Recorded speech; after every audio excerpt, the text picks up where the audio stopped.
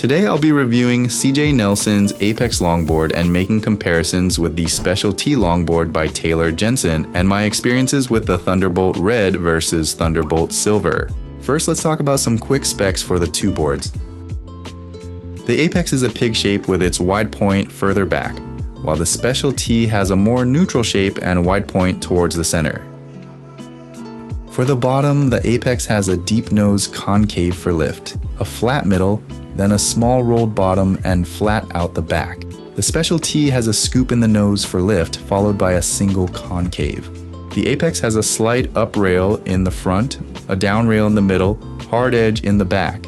The Special T has 50-50 rails with hard edge near the back. For rocker, both feature low exit and low entry rockers, with the Apex tail rocker having a bit more flick to it. For dimensions, the Apex is 9 feet and 1 inch in length, 23.5 inches wide and 3.25 inches thick. It comes in at 78.6 liters in volume. The Special T is 9 feet long, 22.75 wide and 3 inches thick and 73.4 liters in volume. Now let's talk about categories. For paddling, the Apex feels like it takes a little more effort, especially after the first few strokes to get it going, which I think is mostly due to the flatter bottom in the midsection. It overall paddles great, and I would rate it an 8.75, while the Special T has that single concave running down the middle, gliding and making it easier to paddle than the Apex. For the Apex, once you're paddling, the board feels like it projects and carries speed better, which is helpful when you're paddling into smaller waves. The glide for wave entry reminded me more of entering waves on a polyurethane longboard, with the weight of the Thunderbolt Silver giving that more traditional longboard feel. The Special T paddles and enters waves well too, but for softer waves, it needs more paddle strokes since it's lighter, while the Apex carries speed better once it gets going. This was my first time trying the Thunderbolt Silver and also trying a longboard that was so large and thick for its size. So the first few sessions definitely took some getting used to, especially the swing weight, trying to maneuver the board for faded takeoffs, and positioning the board back into trim. Weight distribution was key on the Apex. It needed a higher degree of switching pressure between your front foot and back foot for maneuvering it more than other longboards I've experienced. On the flip side, the Special T felt a lot more seamless, needed less effort, and felt really easy and natural to turn, with its pulled-in tail and the Thunderbolt Red technology.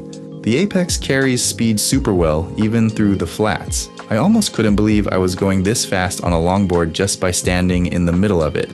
However, because it moves so fast and has a pig-shaped outline, where it starts off wide in the back and narrows towards the nose, it made cross-stepping more difficult for me as a beginner.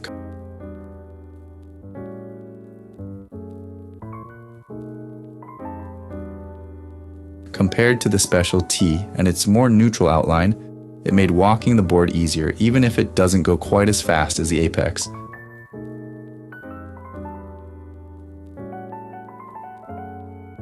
The Thunderbolt Red longboards sit higher in the water, and I feel they get more pressured than the Thunderbolt Red mid-lengths.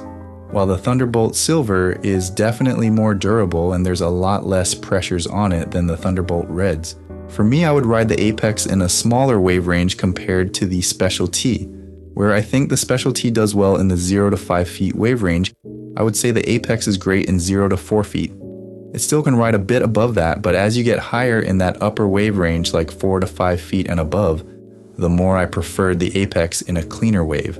Despite it taking a bit of getting used to, once those first few sessions were dialed in, the Apex was super fun to ride.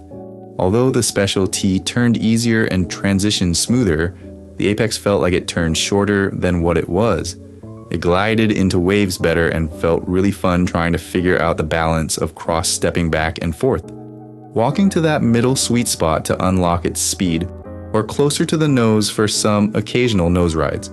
I guess it's similar to why some people prefer driving manual over automatic cars. It felt like a more engaging experience. I think both boards are fantastic choices for beginners to advanced level surfers.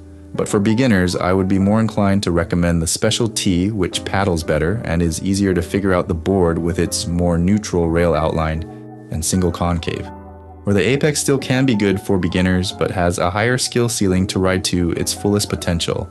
A little disclaimer, as I haven't rode it, but just based on my experience riding Firewire and Thunderbolt boards, it probably won't feel as good with the flex and turning, but I think it will be better for cross-stepping and nose riding stability with the wood cap.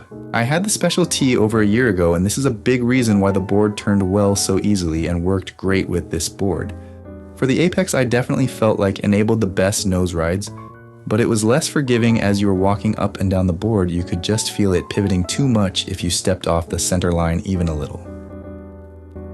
Probably the fin I'd recommend the most. It enabled the best performance for the Apex, but wasn't the best nose rider. This fin was a good balance between the two previous fins, slightly lower performance and agility compared to the 4A, but the wider base enabling better nose riding.